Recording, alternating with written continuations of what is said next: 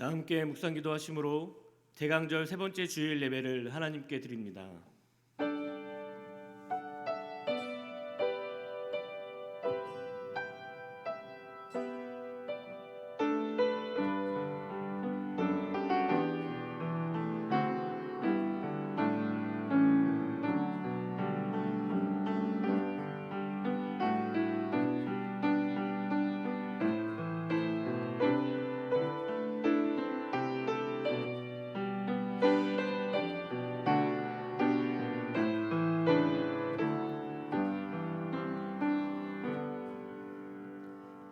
너희는 여호와를 만날 만할 때에 찾으라. 가까이 계실 때에 그를 부르라. 악인은 그의 길을, 불의한 자는 그의 생각을 버리고 여호와께로 돌아오라. 그리하면 그가 긍휼히 여기시리라. 우리 하나님께로 돌아오라. 그가 너그럽게 용서하시리라. 아멘. 사랑의 하나님, 구원받을 자격 없는 우리를 거룩한 백성으로 삼아주시고 예배의 자리로 인도해 주시니 감사합니다. 다시 비대면으로 예배를 드리는 안타까운 상황이지만 어느 곳에나 계시는 하나님의 임재하심이 우리가 있는 각자의 자리에 충만하게 임재하여 주옵소서. 우리의 마음을 열어주시며 영과 진리로 예배하게 하옵소서. 예배의 모든 시간들을 주님께 맡겨드리며 예수님의 이름으로 기도합니다. 아멘.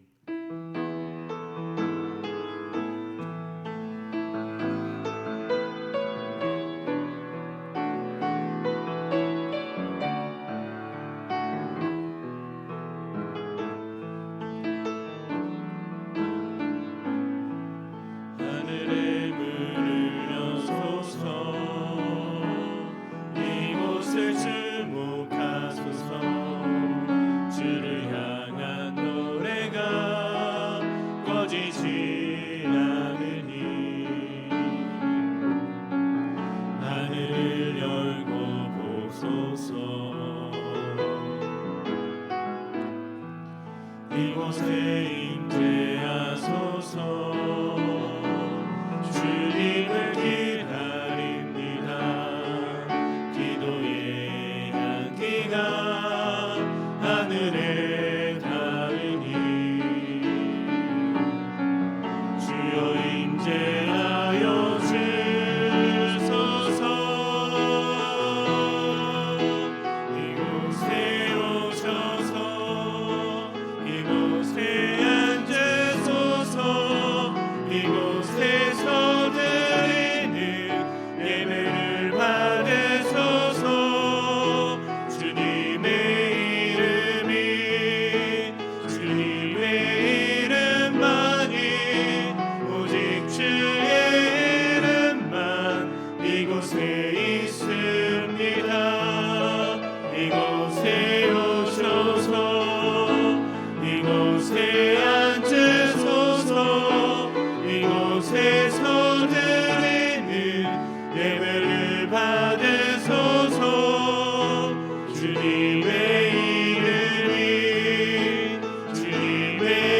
이름만이 오직 주의 이름만 이곳에 있습니다. 우리의 제대로 침묵 가운데 하나님께 고백합니다.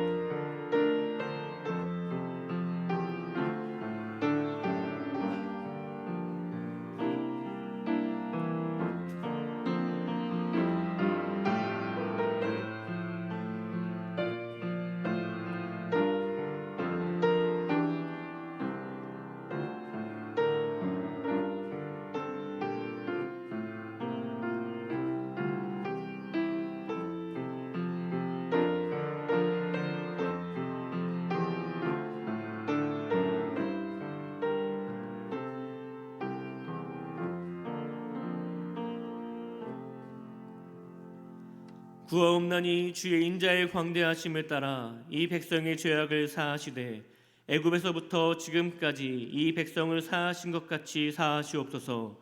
여호와께서 이르시되 내가 내 말대로 사노라. 아멘.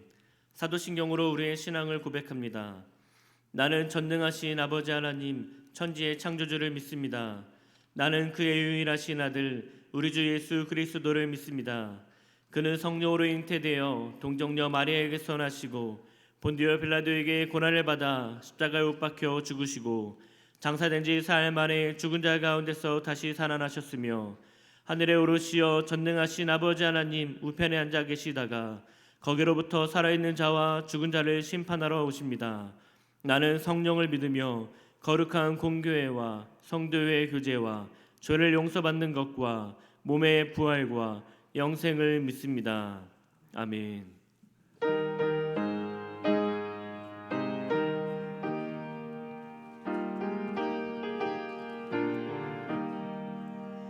기도하는 이 시간 주께 무릎 꿇고 우리 그 세주 앞에 다 나아가네.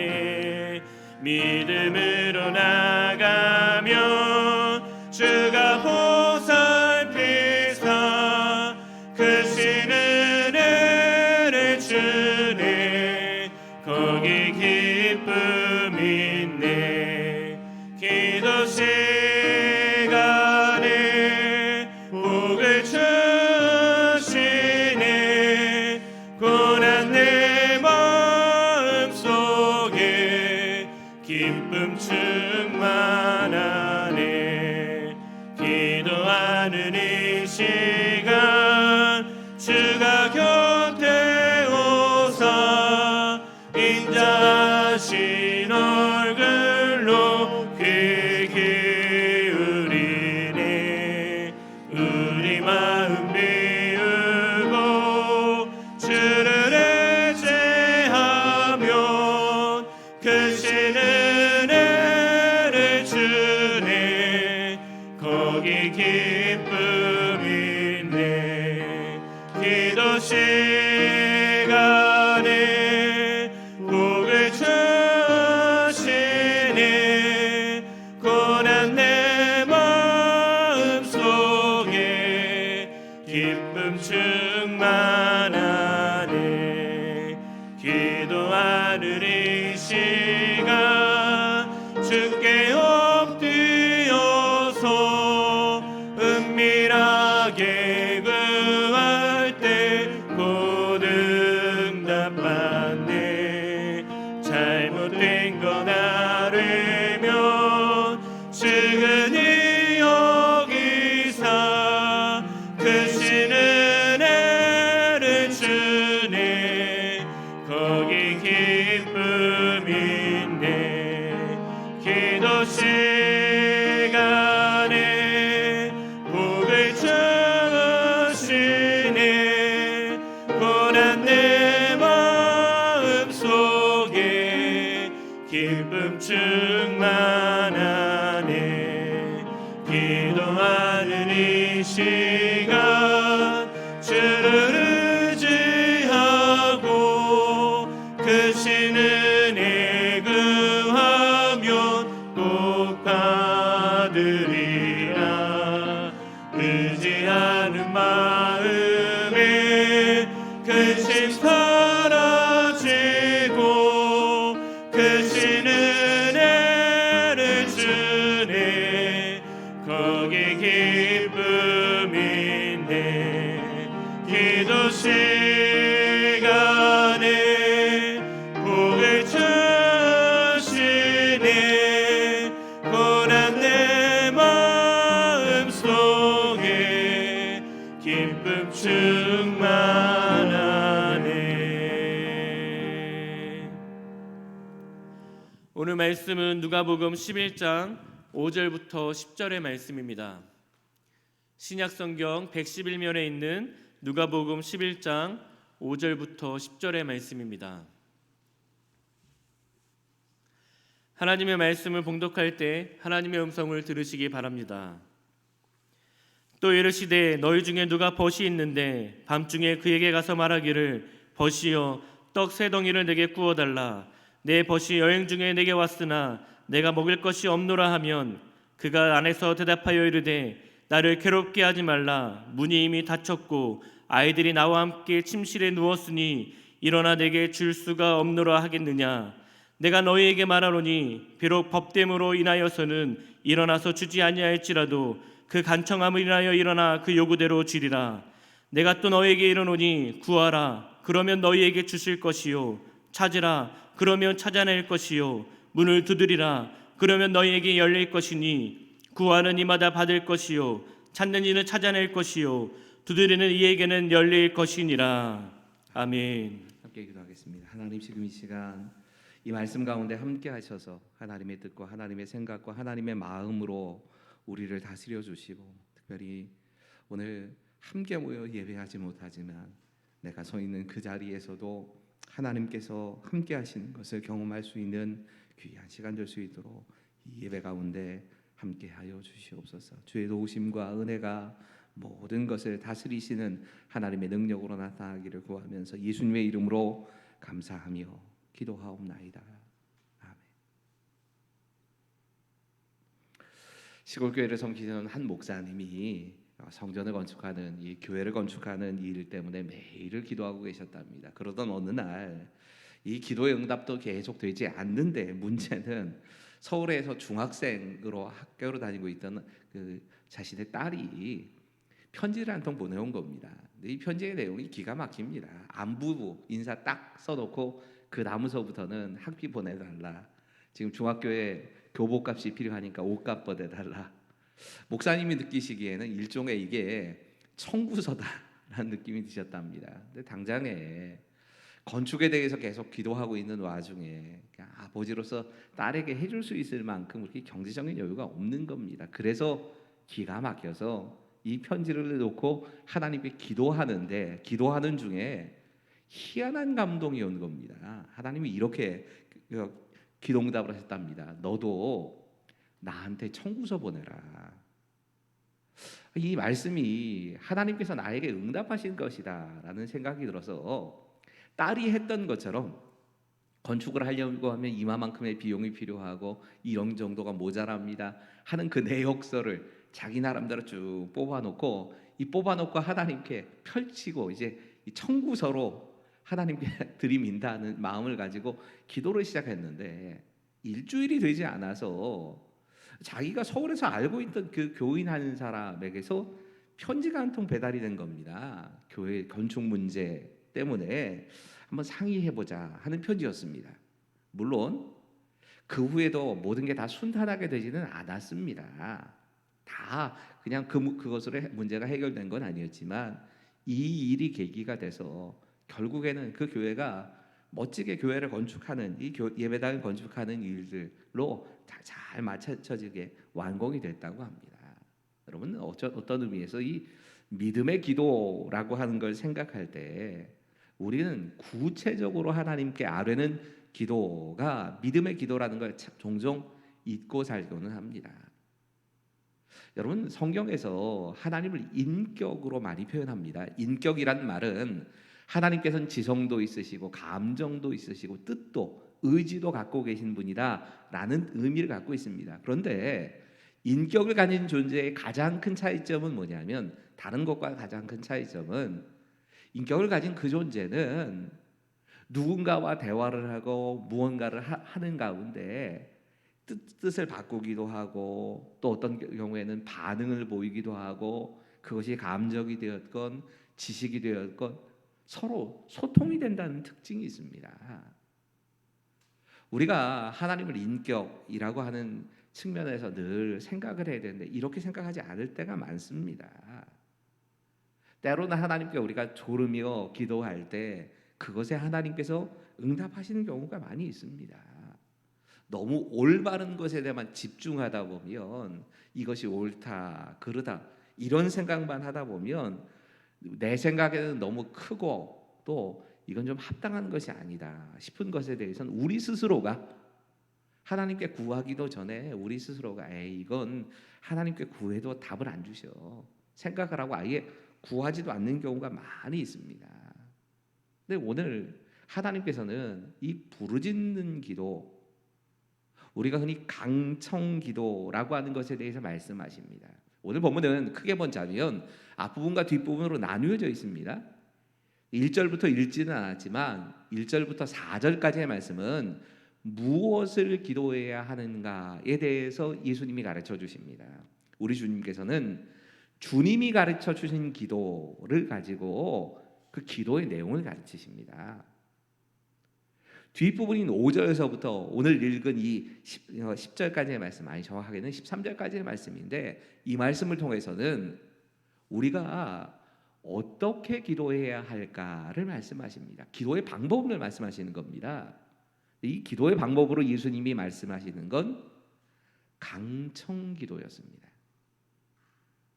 여러분, 강청기도는 우리가 흔히 이야기하는 부르짖는 기도, 약간은 때를 쓰는 것 같은, 한국인들이 가장 익숙해 생각하고 있는 이 간구하는 기도에 대해서 예수님께서 알려주시는 겁니다. 우리는 이 강청하는 기도, 하나님께 때를 쓰면서 부르짖는 이 기도에 대해서 스스로 이렇게 생각합니다. 이런 기도를 하나님이 들으실까? 이렇게 기도하는 것이 맞을까? 거기에 대해서는 답부터 말씀드려야 합니다. 이 답은 아주 간단합니다. 강청하는 기도는 옳은 기도입니다. 같이 한번 읽을까요? 같이 읽죠. 시작. 강청하는 기도는 옳은 기도입니다. 하나님께 간절히 부르짖어 기도하는 것은 잘못된 기도가 아닙니다. 여러분이 보통 이렇게 생각하시는 분들이 많습니다. 창조주이신 하나님께 우리가 부르짖어서 기도한다는 게 한편으로는 너무 신사적이지 않은 것 같고, 또 한편으로는 감히 피조물이 창조주 하나님한테 뭘 이렇게 때를 쓰면서 기도하느냐, 이건 잘못된 거다, 이래서는 안 된다라고 하는 생각을 스스로 내리고 살 경우가 많이 있습니다. 그래서 부르짖는 기도 자체를 부정하는 분들이 계십니다. 사람에 따라 우리는 이 침묵 기도와 부르짖는 기도가 균형이 있어야 하는데 한쪽이 더 자신에게 맞는 분들이 계십니다. 조용히 침묵하며 기도하는 것이 오랫동안 묵상하며 기도하는데 도움이 되시는 분들도 계시고, 또 한국교회에서는 주로 이 부르짖는 기도를 많이 그렇게 기도해 왔기 때문에 부르짖는 기도가 훨씬 더 익숙한 분들도 계십니다. 두 가지 다 잘못된 게 아니라는 겁니다. 왜 우리가 부르짖는 기도에 대해서 조금 꺼리껴지는 마음이 있을까 생각해 보면 성경의 원인이 있습니다. 때로는 하나님께서 우리에게 원하시는 것을 우리가 때를 쓰면 주시지만, 때를 쓰면서 얻어낸 그것이 결코 우리에게 좋은 것이 아닐 때가 있다는 걸 성경 분명히 말씀합니다. 광야의 생활을 하면서 이스라엘 백성들이 때를 써서 내 이빨에 고기가 끼었으면 좋겠다고, 고기 먹고 싶다라고 간구했을 때 하나님께서 하늘로부터 메추라기를 내려주십니다. 한 달 동안을 고기를 뜯어먹고 삽니다. 한 달쯤 고기 뜯어먹고 살다 보니까 이것에 대해서 또 불평을 하지요. 그러다가 이스라엘 백성들이 크게 하나님의 진노를 받았던 기록이 분명히 있습니다. 이스라엘이 왕을 구할 때 하나님이 몇 번이고 이 왕을 구하는 것이 너에게 좋지 못하다고 경고를 해주셨습니다. 분명히 경고하십니다. 그래도 계속 때를 쓰니까 결국에는 왕을 주십니다. 이렇게 처음 왕으로 등장한 사람이 사울이었습니다. 이 사울 때문에 얼마나 이스라엘이 곤욕을 치렀는가를 생각한다면, 우리가 떼써서 얻는 것, 그렇게 원하는 것을 얻어냈다는 게 심판이 될 때가 있다는 걸 분명히 성경은 말씀합니다. 가장 우리가 잘하는 떼쓰기 기도의 예를 들자고 하면, 하나님 뜻에 합당하지 않은 이 강청기도의 예를 들자고 하면, 분명히 성경에서는 믿지 않는 자와 멍에를 매지 말라 말씀하십니다. 물론 이것을 사업을 같이 하지 말라, 믿지 않는 사람과 어떤 일, 특별히 그런 사업을 같이 하지 말라고 받아들이는 분도 계시지만, 대체적으로 이 멍에를 같이 매지 말라는 말은 결혼을 믿지 않는 사람과 하지 말라는 뜻으로 받아들이는 게 맞을 겁니다. 그렇게 적용하는 게 맞을 겁니다. 성경이 분명히 그렇게 말씀했지만, 우리가 믿지 않는 사람이 좋아서, 그래서 그 믿지 않는 사람과 결혼을 하려고 하나님께 때를 쓸 때가 있습니다. 근데 그렇게 계속 때를 쓰면 하나님이 그래 알았다, 네 맘대로 해라고 응답하실 때가 있습니다. 이거 하나님이 무슨 승낙하시는 거 아닙니다. 근데 우리가 그렇게 결혼을 하고 나서 또 몇 년 못 가서 이 목사 찾아오셔서 그렇게 말씀하시는 분들이 계세요. 내가 그 왼수 때문에 죽겠다고, 내가 더 이상 같이 못 살겠다고, 이혼을 해버려야 되겠다고, 뭐 이런 식으로 말씀하시는 분들이 계십니다. 그러면서 또 하나님 원망합니다. 목사 입장에서 참 그 듣기 싫은 곤란한 경우인데, 하나님이 허락하셔서 내가 이 사람하고 결혼한 거라고. 근데 입 밖으로는 제가 한 번도 그렇게 얘기해 본 일은 없지만 속으로는 늘 그럴 때마다 그런 생각을 합니다. 그게 왜 하나님 탓이냐, 네 탓이지. 당신이 때를 써서 하나님이 어쩔 수 없이 그렇게 때를 썼기 때문에 그냥 모른 척하고 놔두신 게 아니냐. 여러분, 종종 우리가 잘못된 떼쓰기를 할 때가 있습니다. 예를 들면 하나님 말씀이 분명하게 금하고 계시는 것을 내가 때를 써서 얻는 경우가 있습니다. 그건 잘못된 강청기도입니다. 내가 하나님의 인도를 구할 때에 하나님께서 말씀으로 나를 인도해 주십니다. 말씀을 읽거나 듣거나 묵상하는 가운데 하나님 인도하십니다. 그걸 거부하고 내가 원하는 길로 그냥 걸어가 버립니다. 그리고 내 고집을 끝까지 고집을 부리다가 그리고 하나님의 말씀 그 자체를 무시하고 내가 가는 경우 있습니다. 이건 잘못된 강청기도가 분명합니다. 우리가 이런 얘기를 자주 듣다 보니까 강청기도 자체를 드리는 게 잘못된 거 아닌가 하는 생각을 많이 갖고 있다는 겁니다. 여러분, 강청기도, 부르짖어하는 기도는 억지를 부리는 기도가 아닙니다. 강청기도의 진짜 의미는 집중해서 하는 기도이고 부르짖는 기도라는 뜻입니다. 집중해서 부르짖어 기도하는 것이지 하나님 마음에 맞지 않는 기도를, 하나님 말씀에 어긋나는 기도를 하나님께 졸라서 얻어내는 그런 기도가 아니라는 겁니다. 여러분, 성경을 읽다 보면 예수님께서 분명히 칭찬하신 사람들이 있습니다. 이 땅에 계시면서 가장 대표적인 예로 우리가 생각하는 건 이 하인의 병을 낫게 해달라고 찾아왔던 백부장과 같은 경우 예수님께서 그 믿음을 칭찬하십니다. 수로보니게 여인이 자신의 딸을 고쳐달라고 예수님께 나와서 예수님이 모욕적으로 말씀하시는데도 계속 부르짖습니다. 그리고 그 딸이 나음을 입게 되지요. 그때 그 여인을 칭찬하십니다. 대표적으로 칭찬을 받는 사람들 또 꼽아보자면 중풍병자인 친구를 예수님 앞에 데려가기 위해서 남의 집 옥상에 올라가서 그 남의 집 옥상에 지붕 뜯고 예수님 앞으로 그 중풍병자인 친구를 내려보냈던, 줄에 매달아서 내려보냈던 이 4명의 친구에 대해, 적어도 4명일 겁니다. 이 친구들에 대해서 예수님이 칭찬하십니다. 여러분, 이들의 세 사람 다 조금 모양은 다 다르지만 특징이 있다면 간절하게 간구하는 마음을 가지고 예수님 앞으로 나온 사람들입니다. 이들에 대해서 예수님께서 칭찬하십니다. 오늘 본문은 이렇게 분명히 말씀합니다. 9절과 10절의 말씀입니다. 같이 읽지요. 시작.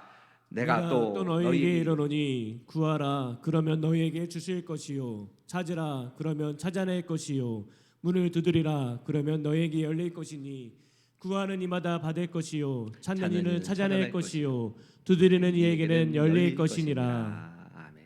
여러분, 오늘 본문의 바로 앞에는 지금 읽지는 않았지만 본문 앞에는 이런 얘기가 있습니다. 강청하는 기도의 예를 하나 들어주시기 위해서 이런 예를 예수님이 드십니다. 한 가정에 밤늦게 손님이 찾아오는 겁니다. 요즘이야 전화가 다 있다 보니까 밤늦게 갑자기 손님이 찾아오는 경우는 거의 없을 겁니다. 근데 옛날엔 통신 수단이 없다 보니까 갑작스럽게 찾아오는 손님이 닥칠 때가 종종 있습니다. 근데 마침 그날따라 만들어 놓은 음식이 하나도 없는 겁니다. 이게 당장에 이 손님이 거의 하루 종일을 굶고 와서 자신의 집에 왔는데 대접할 게 아무것도 없는 겁니다. 빵을 만들려면 발효를 시켜야 되고 또 만들어 놓은 빵도 없으니까 어떻게 할까를 고민하다가 밤중이긴 하지만 이웃집에 살고 있는 친구가 생각이 난 겁니다. 그래서 그 이웃집에 있는 친구에게 찾아가서 신뢰를 무릅쓰고 이 손님 대접을 하기 위해서 좀 빵을 구해야 되겠다 하는 마음을 가지고 용기를 내서 이웃집에 간 겁니다. 여러분, 당시 유대의 가옥은 이 대문이나 마당이라는 게 없습니다. 단독 주택입니다.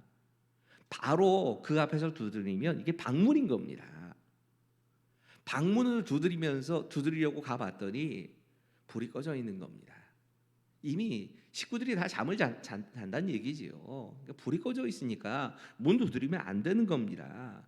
문 앞에서 한참을 망설이다가 용기를 내서 문 두드립니다. 체면불구하고 먼 길 온 손님이 있는데 이 손님한테 꼭 음식을 대접해야 된다. 근데 준비한 음식이 하나도 없다. 좀 이 손님의 배를 채우기 위해서 음식을 좀 나눠줄 수 있느냐? 근데 하도 방문이니까 방문을 계속 두드리니까 어쩔 수 없이 친구 옆집에 살고 있는 이 친구가 일어났는데 손님 대접하기 위해서 음식을 준비한다는 이 소리가 기가 막힌 겁니다. 안 보이냐고. 다 불 끄고 잠자리에 들었다고. 아이들도 다 잠자리에 들었는데 지금 계속 이렇게 한밤중에 와서 이건 너무 실례가 아니냐. 오늘은 그냥 참으라고 하고 손님이 아무리 귀한 손님이어도 내일 아침에 내가 갖다 줄 테니까 좀 손님에게 좀 참으시라고 하라고. 이쯤 했으면 그냥 그만둬야 됩니다. 이쯤 했으면 그래 미안하다 그리고 되돌아와야 됩니다. 네. 무슨 생각이었는지 먼 길에 온 이 손님을 그래도 꼭 대접해야 될 그런 간절한 마음이 있어가지고 안면몰수하고 빵을 얻어야겠다라고 생각을 하고는 또 눈을 두드리는 겁니다. 몇 차례의 실갱이가 벌어집니다. 그리고 이 몇 차례의 실갱이 끝에 결국에는 문이 열리고 얘다, 네가 친구라는 것 때문에 주는 게 아니라 하도 귀찮게 하니까 어쩔 수 없다. 그리고 옆집에 있는 이 친구가 먹을 것을 주었다 하는 이야기를 지금 얘기하신 겁니다. 그리고 이 말씀하신 겁니다. 그 말씀 후에 구하라 찾으라 이 문을 두드리라는 말씀을 하신 겁니다. 이 말씀 끝이 이렇게 나지요. 그 간청함을 인하여 일어나 그 요구대로 주니라. 여러분, 이 말씀은 이렇게 강청하여 기도하는 것, 사람에게 그러라는 얘기가 아니고요. 하나님께 이렇게 강청하여 기도하는 것에 대해서 예수님께서 칭찬하신 겁니다. 잘못된 기도가 아니라고 하신 겁니다. 여러분, 간절히 부르짖는 기도는 틀린 것이 아닙니다. 우리 주님께서는 그것을 칭찬하십니다. 오늘 본문의 두 번째 메시지입니다. 같이 읽겠습니다. 시작. 하나님께서 우리가 구하고 찾고 두드릴 때 주시겠다고 약속하셨습니다. 여러분, 우리가 강청하여 부르짖는 기도를 하는 가장 큰 이유는 그렇게 구할 때 하나님이 응답하시겠다고 말씀하셨기 때문입니다. 이미 읽은 9절의 말씀 제가 읽습니다. 내가 또 너희에게 이르노니 구하라 그러면 너희에게 주실 것이요 찾으라 그러면 찾아낼 것이요 문을 두드리라 그러면 너희에게 열릴 것이니. 직접 말씀하십니다. 구하면 구하고 찾고 문을 두드리라 그러면 구하는 것을 찾게 될 것이고 얻게 될 것이고 문을 두드리면 열리게 될 것이라 말씀하십니다. 마침내 응답을 받는다는 말씀입니다. 이 단어들이 참 희한합니다. 오늘 본문에 이 구하라고 번역되어 있는 아이테이테라고 하는 이 단어는 동등한 관계에 있는 사람들끼리는 이 단어를 안 씁니다. 같은 레벨의 사람들에게 구할 때는 이렇게 말을 쓰지 않습니다. 항상 윗사람에게 아랫사람이 구할 때만 사용된 단어입니다. 이것도 특이한데 이 단어의 정말 특이한 점은 이게 현재 명령형으로 쓰인다는 겁니다. 현재 명령형이라는 걸 굳이 설명을 해야 됩니다. 이 현재 명령형은 이런 뜻입니다. 계속해서 반복적으로 구하고 찾고 두드리라고 강하게 명령하는 겁니다. 이럴 때만 쓰이는 겁니다. 계속해야 되고 반복적으로 할 때, 그렇게 구하고 찾고 두드리는 것, 그것을 예수님께서 명령하신 겁니다. 그런 의미입니다. 또 이 말의 의미는 자신이 직접 구하고 찾고 두드려야 된다는 뜻입니다. 현재 명령형은 그런 뜻입니다. 다른 사람을 위해서 기도할 수 있습니다. 중보기도 할 수 있습니다. 하지만 가끔 그런 분들이 계세요. 남들에게는 기도 부탁을 하는데 자기는 기도를 안 합니다. 여러분, 하나님께서는 우리가 자신의 문제를 놓고 기도하라고 하십니다. 중보기도가 잘못된 것도 아니고 중보기도를 통해서 많은 역사가 일어나지만 기도를 부탁했다면 자기도 구하고 찾고 두드려야 되는 겁니다. 근데 그건 하지 않고 남들에게 기도 부탁했으니까 그들의 기도를 통해서 내가 뭔가 될 거야 그러고 끝을 내버립니다. 그런 거 없습니다. 분명히 예수님께서는 우리가 직접 구하고 찾고 부르짖으라고 말씀하십니다. 분명히 하나님께서는 우리에게 풍성한 복과 은혜를 주기 원하십니다. 근데 왜 우리가 받아 누리지 못하는가? 생각해 보면 구하지 않아서 그럽니다. 하나님께 안 구합니다. 구하는 자가 누릴 수 있는 겁니다. 내가 구하지도 않았는데 하나님께서 억지로 떠먹여 주시는 게 아니라는 겁니다. 이게 하나님께서 우리를 인격적으로 대하시는 특징입니다.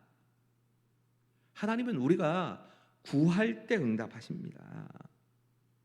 믿음으로 아뢰어야 합니다. 구체적으로 하나님께 구해야 하는 겁니다. 이어서 찾으라고 말씀하십니다. 이 찾다라고 번역되어 있는 제티테라고 하는 단어는 발견하기 위해서 애써서 찾는다는 뜻입니다. 그러니까 구하라는 말과 좀 다른 뜻을 가지고 있습니다. 자신이 애써서 찾는 겁니다. 누가복음 15장에 잃어버린 동전을 찾기 위해서, 이 드라크마라고 하는 동전을 찾기 위해서 애쓰는 그 여자의 이야기, 잃어버린 양을 찾는 사람들의 이야기, 이때 그 잃어버린 양을 찾는 목자, 잃어버린 동전을 찾는 여인이 찾는다 하는 단어가 바로 이 단어입니다. 전통적으로 몇 가지로 해석이 됩니다. 이 찾으란 말이 하나는 슬기로운 조언을 들으라는 의미로 해석이 됩니다. 정보를 얻으라는 겁니다. 많은 분들이 하나님께 기도하고 기도한 후에 내가 그 일에 대해서 정보를 얻거나 혹은 아니면 다른 사람에게 조언을 구하거나 하는 것을 잘못된 것이라고 생각하는 분들이 계십니다. 그거 아닙니다. 하나님은 찾는 것을 잘못했다고 말씀 안 하십니다. 우리가 가지고 있는 이성을 최대한 사용하고 우리가 할 수 있는 노력을 최대한 사용해서 찾는 과정이 반드시 있습니다.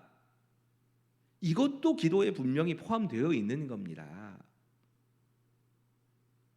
여러분, 정보를 구하는 거 잘못 아닙니다. 단지 결론을 내릴 때에 하나님의 주권을 인정해야 합니다. 지금 상황으로는 이성적으로는 이렇고 이런 겁니다. 하지만 결정은 내가 아니고 하나님이 하셔야 합니다. 하나님 뜻이 무엇입니까? 하나님께 결정권을 드리는 겁니다. 이것만 된다면 정보를 찾는 거 잘못된 거 아닙니다. 또 다른 의미는 노력하라는 뜻입니다. 여러분, 구하기만 하는 것, 하나님께 부르짖기만 하는 것이 아니라 찾으라고도 말씀하십니다. 찾기 위해 애를 쓴다는 겁니다. 이거 우리에겐 수고를 의미합니다. 이 찾는다라고 하는 걸 가장 적절하게 표현할 수 있는 말이 뭘까를 생각하다가 어린 시절에 소풍 가면 늘 했던 놀이 하나가 생각났습니다. 여러분도 대부분 다 해보셨을 겁니다. 보물찾기 놀이. 찾는다고 하는 걸 얼마나 잘 보여주는지 모릅니다. 선생님이 여기저기다 보물을 다 숨겨 놓으시지요. 그러면 학생들은 다른 친구들은 여기저기 어디에 보물이 있나 찾아서 헤매야 됩니다. 그리고 또 그렇게 노력하다 보면 보물을 찾기도 합니다. 이때 착각하는 가지는 안 해야 됩니다. 내가 노력은 분명히 한 게 맞습니다. 근데 내가 노력해서 얻었다고 해서 내가 그 보물을 만들어낸 건 아니지 않습니까? 선생님이 숨겨놓으신 거지. 선생님이 다 해놓으신 겁니다. 그걸 내가 발견했을 뿐입니다. 여러분 찾는다 할 때 내가 수고를 안 하는 거 아닙니다. 내가 애를 씁니다. 하지만 찾는 노력을 했을 뿐이지 그것을 거기다 두신 분은 하나님이십니다. 하나님 입장에서 얼마나 답답하실까 하는 생각을 종종 해봅니다. 우리에게 많은 거 주셨습니다. 우리에게 많은 은사도 주시고 우리에게 활용할 수 있는 선한 일을 위해서 쓸 수 있는 것들을 많이 주셨는데 그걸 그냥 발견해서 찾아서 사용하면 되는데 찾을 생각은 하지 않고 구하기만 합니다. 야, 내가 주었는데 그 가까이에 있어. 근데 이걸 찾을 생각을 안 합니다. 찾아서 사용하고 찾아서 가족들을 위해서 사용할 수도 있고 다른 사람을 도울 수도 있고 교회나 선교를 위해서 사용해야 되는데 그렇게 찾아 쓰려고 생각하지 않습니다. 여러분, 우리가 기도한다 하는 것, 구하는 것과 함께 찾는 것은 함께 이루어지는 겁니다. 구하기만 하고 찾지 않는 사람도 문제이고 찾기는 열심히 찾는 것 같은데 하나님을 향해서 구하지 않는 것도 이거 하나님의 공급하심을 망각하는 겁니다. 하나님이 주셨다는 생각이 그럼 없어집니다. 내가 한 겁니다. 다. 그래서 교만해지지요. 이것도 문제인 겁니다. 더 나아가서 문을 두드리라고 말씀하십니다. 성경학자 가운데 아마 예수님 당시에 그 시대를 가장 잘 소개해 준 성경학자 한 사람 꼽으라면 요아킴 예레미야스가 꼽힐 겁니다. 이분이 문을 두드리라고 하는 걸 이렇게 해석했더라고요. 문을 두드리라는 표현은 하나님 나라의 잔치에 들어가기 위한 행동을 하라. 문을 두드리는 것 자체가 찾는 것에서 더 적극적인 행동을 하라라는 뜻인 겁니다. 그러니까 확실한 건 이 모든 행위가 간절하게 하나님께 기도하는 것, 이 간절한 하나님께 기도하는 것이 이 세 가지 행위를 다 포함하고 있다는 겁니다. 근데 또 한 가지, 구하고 찾고 두드리는데 이 말씀에서 꼭 기억해야 되는 건 우리가 구하고 찾고 두드리는 대상이 하나님이시라는 겁니다. 여러분 13절은 이렇게 말씀합니다. 같이 한번 읽어볼까요? 13절의 말씀 시작. 너희가 악할지라도 좋은 것을 자식에게 줄 줄 알거든 하물며 너희 하늘 아버지께서 구하는 자에게 성령을 주시지 않겠느냐 하시니라. 아멘. 여러분 이 말씀의 앞에는 이런 얘기가 나옵니다. 어떤 아버지에게 아들이 생선을 달라 하면은 그 생선 대신에 뱀을 줄 사람이 있느냐? 당시에 그 유대의 이 생선과 뱀이 비슷한 모양의 생선이 있었단 모양입니다. 그래서 생선 대신에 뱀을 주는, 또 누가 아들이 좋은 거 달라고 하는데 이 알을 달라고 하는데 알 대신에 독성이 강한 전갈을 줄 사람이 있느냐? 아버지라면 그러지 않는다는 겁니다. 어떤 아버지든 정상적인 아버지라면 희한한 아버지들의 이야기가 이 신문에도 나오기 때문에 뭐 그런 부모가 그런 짓을 하는 경우도 있기는 하겠지만 정상적이라면 부모 입장에선 자녀에게 좋은 것을 주신다 말씀하십니다. 여러분 하나님께서 우리에게 좋은 것 주십니다. 때로는 하나님이 주시는 게 좋은 것처럼 안 보일 때가 있습니다. 나는 떡을 달라고 했는데 돌을 주시는 것처럼 보일 때가 있습니다. 그래서 하나님이 주시는 것이 다 좋은 것 아니다 이렇게 스스로가 판단하고 사는 분들이 계십니다. 하지만 분명한 건 하나님이 주시는 게 좋은 겁니다. 내가 보기엔 그게 좋은 것으로 안 보일지라도 하나님 주시는 게 진짜 좋은 겁니다. 반대로 이 말씀은 거꾸로 생각하면 하나님이 구해도 주시지 않으면 그게 나에게 나쁜 것이란 뜻입니다. 어린 아이가 가지고 놀면은 안 되는 장난감이나 뭐 칼 같은 거나 또 그거 가지고 자칫 잘못하면 폭파해서 아이가 죽을 수 있는 것들, 이런 걸 부모에게 떼를 쓴다. 어떤 부모가 자식이 폭탄 달라고 하는데, 수류탄을 달라고 하는데 수류탄을 손에다 쥐어주겠습니까? 안 줍니다. 억지로 때를 써서 줄 수 있는 것이 있습니다. 진짜 이 아이가 죽지는 않을 정도의 것이라면, 해가 되지 않을 것이라면 그러면 주는 경우가 있습니다. 하지만 일반적으로 부모는 자녀에게 해가 되는 건 안 줍니다. 그게 부모의 마음입니다. 위험한 물건 달라고 아무리 때를 써도 하나님께서는 안 주십니다. 내가 간절히 구하는데도 하나님께서 주시지 않으면 이건 나한테 좋은 게 아닌 겁니다. 하나님 진짜 좋은 거 주십니다. 그런데 이 말씀이 조금 이상합니다. 하나님께 구했으면 하나님이 좋은 것 주신다로 끝이 나야 되는데 말씀이 그렇게 끝이 나지 않고 이렇게 끝이 납니다.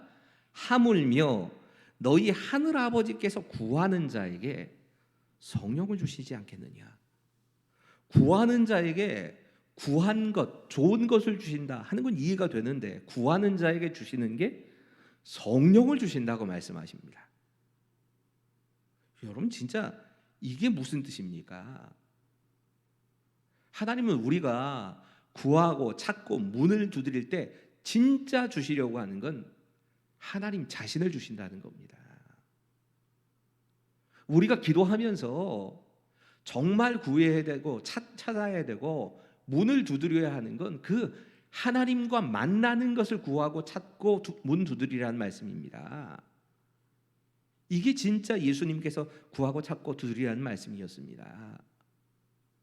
참 감사하게도 성경 여러 곳에는 우리가 구하고 찾고 문을 두드리는 것처럼 하나님께 가까이 나갈 때에 하나님이 우리에게 응답하시는 이야기를 계속합니다. 예레미야 29장 12절 13절 너희가 내게 부르짖으며 내게 와서 기도하면 내가 너희의 기도를 들을 것이요 너희가 온 마음으로 나를 구하면 나를 만나리라. 기도하면 들으신다, 기도하면 응답하신다는 말도 있지만 결국 그 구하는 사람은 하나님 만나게 된다는 겁니다. 진짜 오늘 본문이 이야기하고 있는 건 우리의 인생이 진정으로 찾아야 되는 분은 하나님이란 얘기입니다. 그런 얘기들 하지요. 청년들은 사랑할 사람을 찾고 중년이 되면 돈을 구하고 노년이 되면 명예를 구한다. 이런 삶을 살아가는 게 인생이다. 이렇게 얘기를 하는 경우가 많습니다. 어느 정도는 맞을 겁니다. 하지만 진짜 우리가 찾아야 될 건 하나님입니다. 하나님을 만나야 내가 누구인지를 압니다. 하나님 만나야 내가 어디서부터 왔고 어디로 가야 할지를, 인생의 길을 압니다. 내 인생의 문제의 해답이 하나님에게서 옵니다. 결국 우리가 계속적으로 외로워하고 방황하는 제일 큰 이유는 하나님 못 만나서입니다. 그 하나님을 만날 수 있는 길에 대해서 말씀하시는 겁니다. 잠언 8장 17절 나를 사랑하는 자들이 나의 사랑을 입으며 나를 간절히 찾는 자가 나를 만날 것이라. 나를 간절히 찾는 자가 나를 만날 것이라. 여러분 읽은 이 예레미야 29장 12절 13절이나 잠언 이 8장 17절 같은 이 말씀은 이때 여기만 나오는 게 아니고요. 성경 곳곳에 계속 나옵니다. 하나님을 간절히 찾는 사람들은 하나님께서 만나 주시겠다고 약속하십니다. 문제는요, 예수를 안 믿고 교회를 다니지 않는 사람들이 하나님 못 만나는 거 그렇지요. 그럴 수밖에 없는 겁니다. 신앙생활을 오랫동안 합니다. 내가 수십 년을 교회를 다니며 설교를 수십 년 동안 들었고 헌금도 하고 봉사도 하는데 하나님을 못 만난 사람들이 있습니다. 하나님을 체험하지 못하고 살아갑니다. 교회 밖에라도 있으면 전도를 해서라도 그 사람이 하나님을 만날 수 있도록 도와줄 수가 있겠는데, 교회 안에 있다 보니까 저 사람은 신앙생활 잘하는 사람, 하나님을 만나고 하나님을 아는 사람, 이렇게 생각을 하고 누구나 그 사람에게 복음을 전하거나 하나님을 만날 기회를 그 사람에게 다시 제시하거나 이러지 않습니다. 근데 나는 압니다. 다른 사람은 모르는데 내 영혼은 압니다. 내가 진짜 하나님을 만난 사람인지, 살아계신 하나님에 대해서 내가 느끼고 누리고 살아가는 사람인지 아닌지를 나는 압니다. 여러분, 대강절을 보내면서 세 번째 주일에 하나님께서 말씀하시는 게 이겁니다. 진짜 구하고 찾고 만나야 될 분은 하나님이라는 겁니다. 그 하나님을 찾기 위해서 우리가 다른 어떤 것 구하는 것보다, 다른 어떤 것 찾는 것보다, 문을 두드리면서 애를 쓰는 것보다 먼저 해야 되는 건 하나님 만나기 위해 구하고 찾고 두드리라는 겁니다. 그때 하나님이 우리를 만나 주시겠다 약속하신 겁니다. 오늘 본문의 마지막 메시지는 이겁니다. 함께 읽겠습니다. 시작. 줄인 이웃의 필요를 채우기 위해 우리는 하나님께 강청하며 기도해야 합니다. 6절은 이렇게 말씀합니다. 내 벗이 여행 중에 내게 왔으나 내가 먹일 것이 없노라 하면. 여러분, 오늘 본문을 흐름에 따라 조금 읽어봐야 합니다. 예수님께서는 무엇을 구해야 될지 주님 가르쳐 준 기도를 통해서 말씀하십니다. 이름이 거룩히 여김을 받으시도록, 하나님의 이름이 거룩히 여김을 받으시도록, 나라가 임하시도록, 하나님의 뜻이 이루어지도록 기도하라고 말씀하십니다. 그것만 말씀하신 거 아니지요. 일용할 양식을 위해서, 죄 용서를 받기 위해서, 시험에 들지 않기를 위해서 기도하라고 말씀하십니다. 그리고 나서 그것에 대해서 강한 기도, 강청 기도, 부르짖는 기도를 하라고 말씀하신 겁니다. 흐름에 따라서 우리가 읽어보면 우리가 강청 기도를 할 수 있는 것들이 어떤 것인가를 얘기하신 겁니다. 하나님 나라가 임하는 것을 위해서, 하나님의 이름을 위해서, 하나님의 뜻이 이루어지는 것을 위해서 우리가 하나님께 때를 써서라도 기도해야 된다는 얘기입니다. 우리가 일용할 양식을 위해서 때 써서 기도하는 게 잘못된 게 아니라는 겁니다. 죄 용서를 위해서, 시험에 들지 않기를 위해서 우리가 기도하는 것, 그런 것은 강청하여서 기도하라, 부르짖어 기도하라, 그런 뜻이 되는 겁니다.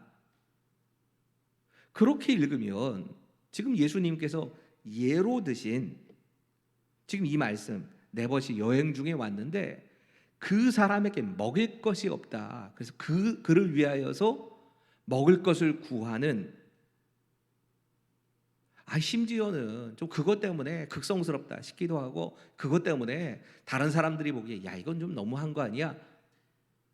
밤중에 잠자고 있는 친구 집에 가가지고 그 문 두드려서 결국엔 그 먹을 것을 뺏어낸 거 아니냐, 좀 무례하다.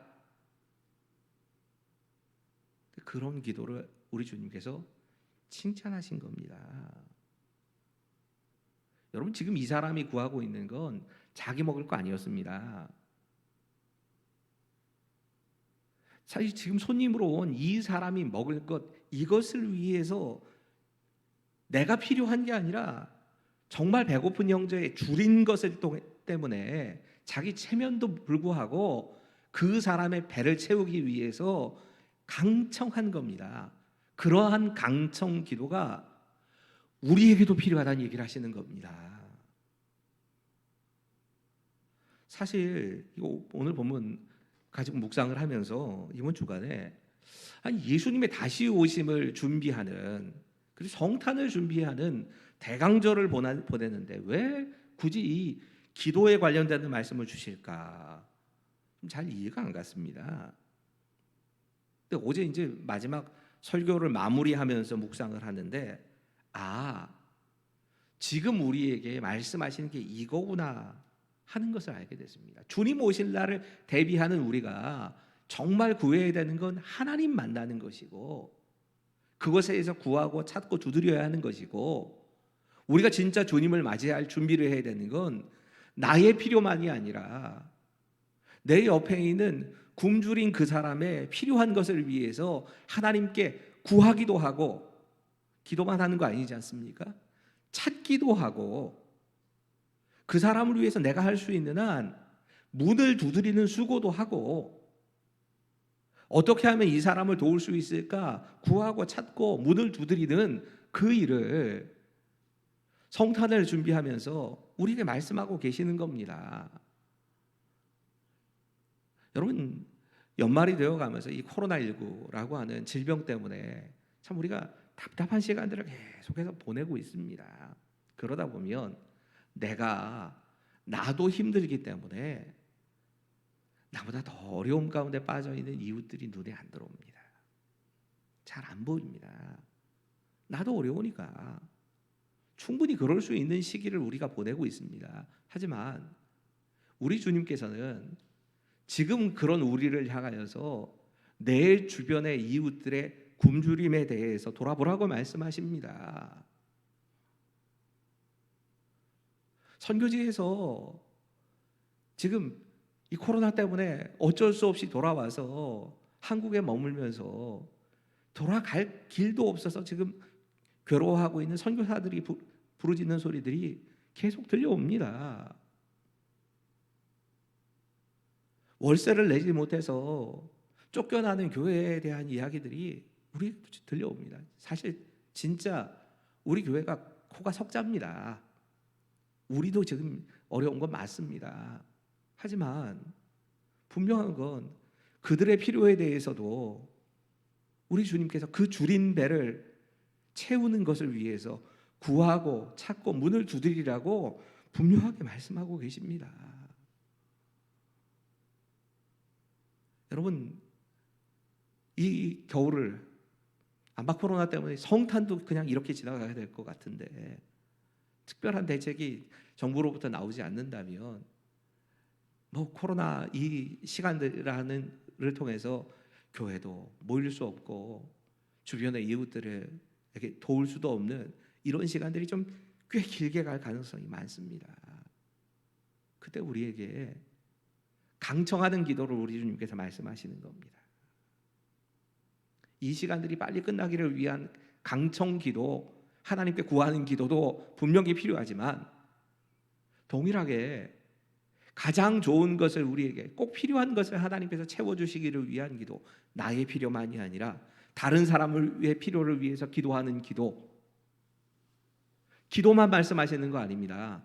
찾으라고 말씀하시고 문을 두드리라고 말씀하십니다. 내가 가져야 될 기도 제목이 무엇인가, 내가 강청 기도해야 될 기도의 제목이 무엇인가를 발견하고 가정을 두고 자녀를 두고 교회를 두고 기도하지만 동시에 우리 이웃들의 필요에 대해서 민감하게 함께 기도하고 찾고 두드려야 한다. 우리 주님께서는 대강절의 세 번째 주일에 우리에게 이렇게 말씀하고 계십니다. 기도하겠습니다. 하나님, 내가 가지고 있는 최선의 것을 하나님의 뜻을 위해서 바르게 잘 사용하는, 내가 무엇을 해야 할지를 찾고 문을 두드리는 삶도 우리에게 있게 해주십시오.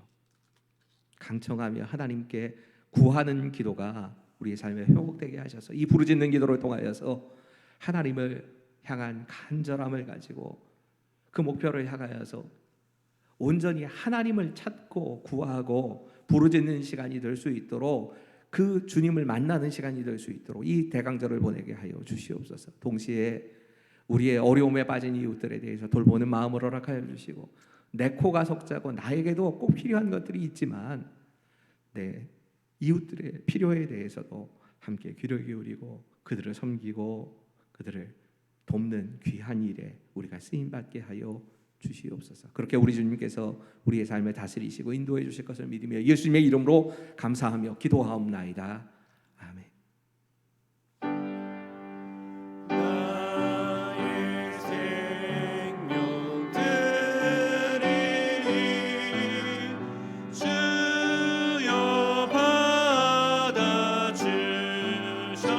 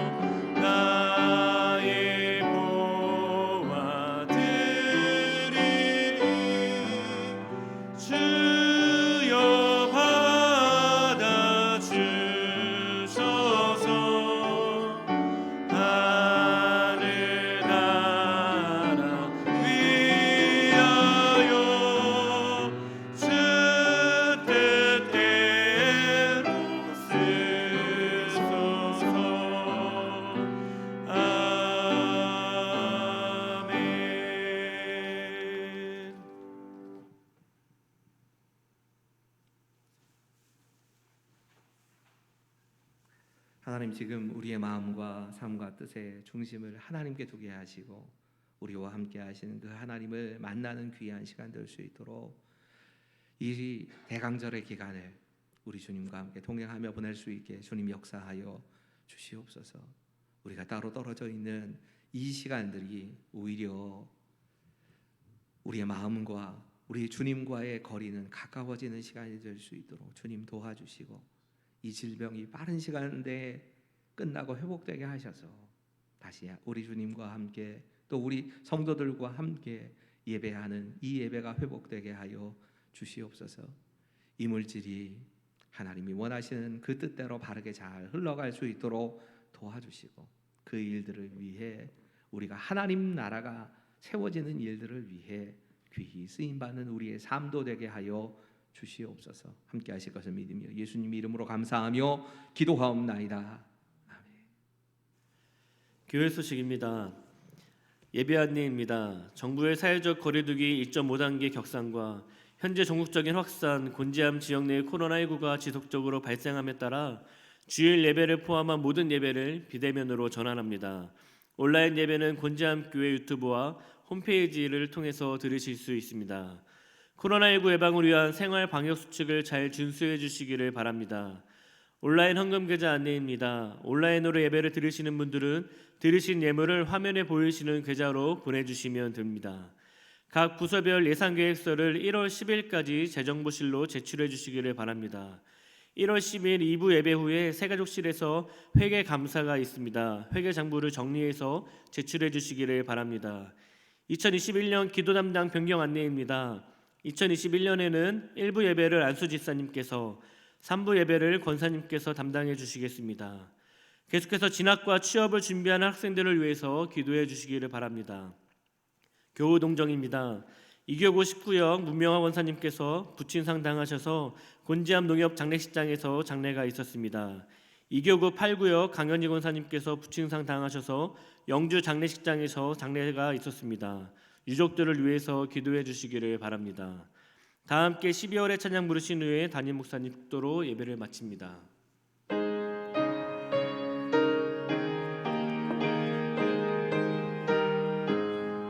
그 일을 행하신 주께 영광, 이 세상을 사랑해 주오셨네.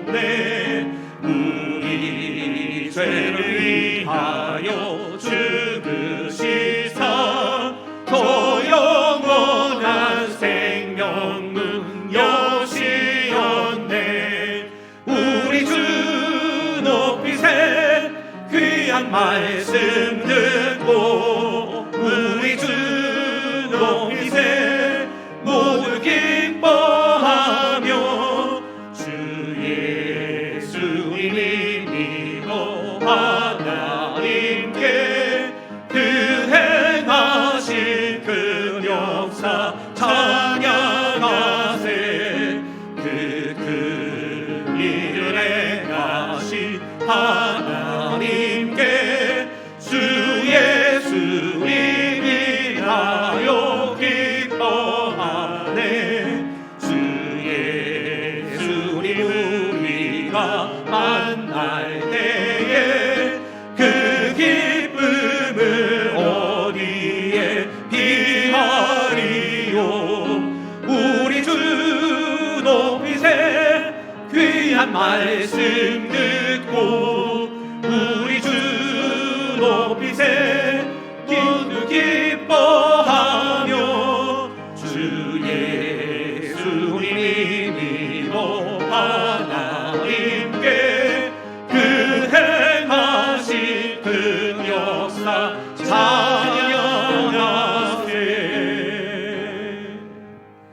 이제는 우리 주 예수 그리스도의 은혜와 하나님의 사랑하심과 성령의 감화 감동 역사 교통하심이 지금 이 자리에 머리를 숙인 우리 모두의 가정과 삶 가운데 지금부터 영원까지 함께 하시기를, 우리가 서 있는 그 자리가 어디가 되었든지 그곳에서 빛과 소금의 역할을 감당하고 주님께서 정말 찾으라 하시는 우리 주님과의 만남을 구하며 우리의 이웃들의 필요를 채우는 삶을 살아가기 원하는 우리 모두 가운데 지금부터 영원까지 함께 하시기를 간절히 축원하옵나이다.